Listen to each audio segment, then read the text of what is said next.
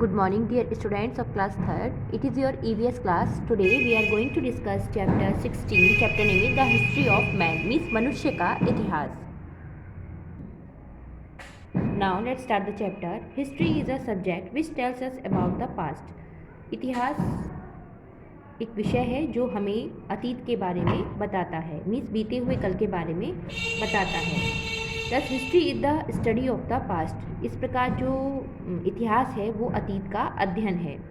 We often think of the people, place, food and life of early age that how they lived in the past. हम अक्सर लोगों, स्थानों, भोजन आदि के बारे में सोचते हैं कि वे अतीत में कैसे थे. हाउ दे लिव्ड, वे कैसे रहते थे. वॉट फूड दे ईट, वे कैसा भोजन करते थे.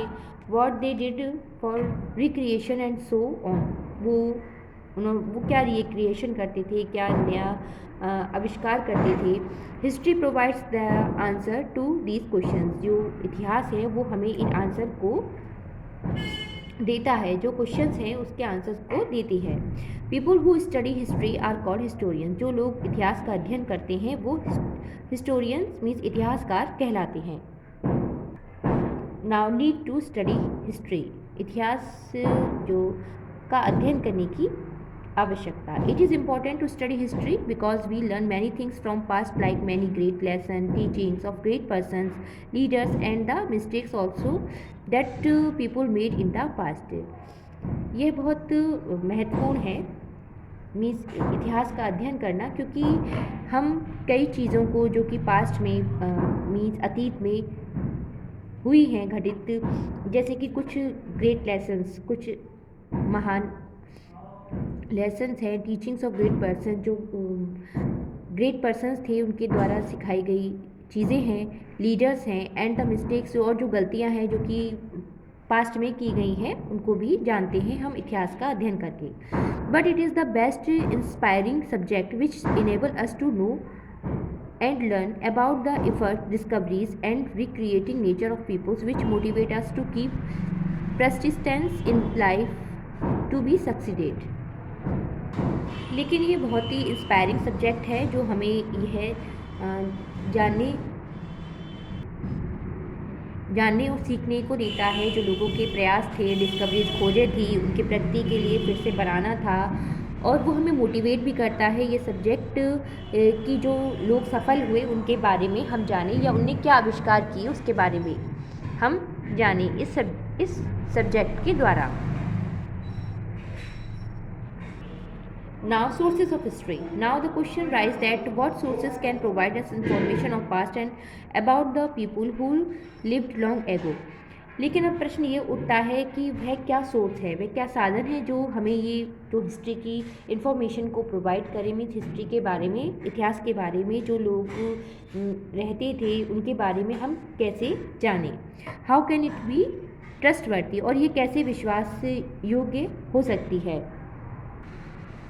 If we want to know about a family, we look at album containing photographs and old letters, diaries and greetings card. अगर हम किसी परिवार के बारे में जानना चाहते हैं तो हम जो फोटोग्राफ्स होते हैं या ओल्ड लेटर्स होते हैं, पुराने पत्र होते हैं, डायरीज़ होती हैं, ग्रीटिंग कार्ड्स होते हैं, उनको देखते हैं.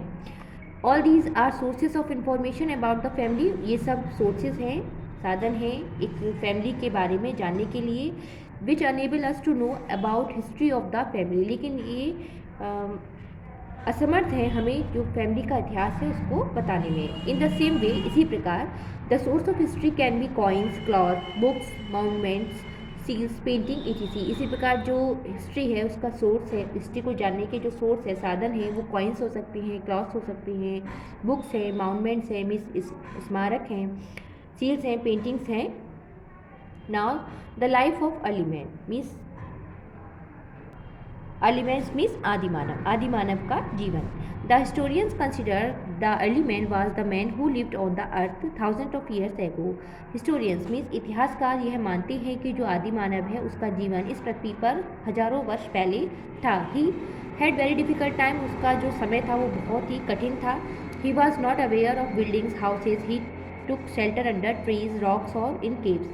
वह अवेयर नहीं था बिल्डिंग्स, हाउसेस में रहने के लिए, और वो अपने रहने के लिए जो शेल्टर, अपना आश्रय तलाशने के लिए ट्रीज, रॉक्स, चट्टानें और केव्स, गुफाओं में रहता था। He had no understanding of fires, agriculture और टेमिंग एनिमल्स। उसको कोई भी जानकारी नहीं थी फायर की, आग की, कृषि की और जानवरों को पालने की। He was afraid of these animals. वे इन जानवरों से बहुत डरता था। He lived as a food gathered, hunted animals, and ate raw flesh and nuts, berries, and fruits of plants whenever he felt hungry. Life was challenging for him.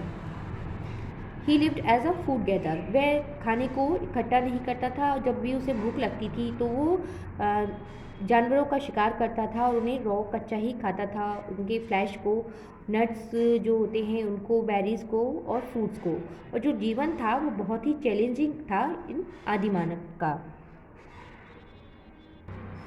Now tools and weapons, औजार और हथियार। Early man needed tools and weapons to kill animals for their food. Early man जो आदि मानव थे उनको tools और weapons की ज़रूरत हुई जानवरों को मारने के लिए, जो कि वो ईट करता था उनको as a food. He use some sharp edge stone like knife, ये स्पेलिंग गलत है, यहाँ नाइफ्स लिखेंगे, knifes axe etc. He also used sharp wooden sticks as tools. Later he learned to tie the sharp stones to a wooden sticks. Thus he made a spear.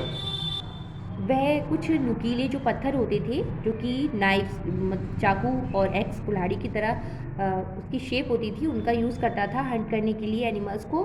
He also use sharp wooden sticks, और जो लकड़ी की नुकीली लकड़ी होती थी उसको भी एज अ टूल वो इस्तेमाल करता था। लेटर बाद में उसने सीखा कि टू टाई द शार्प और stone to a wood stick, वो शार्प जो स्टोन होते थे उनको वुड स्टिक में टाई करता था, बांधता था।